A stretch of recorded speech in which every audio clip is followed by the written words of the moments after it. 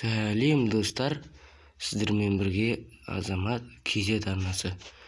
Достар, біз бүгін скрап механик деген ойынды, негізі скрап механик емес, соған ұқсайтын ойында, сол ойынды қалай тартуды үйрететін боламыз. Міне жазатын жерге кіреміз. Скрап механик жұмызда жазамыз. Мынау ойында бір соған ұқсайды, бірақ бұның түсіну қиын, жаман бұл. Бұдан да мынаны тартқан жақсы. Міне осы менің видеомдағы міне. Көрдіңдер ма? Осында машиналар жайса аласыңдар. Моды да бар, модда қалай тартуды көрсететін боламын кейінгілерінде. Міне, енді арнаға тіркеп, лайк басып кетіңдер.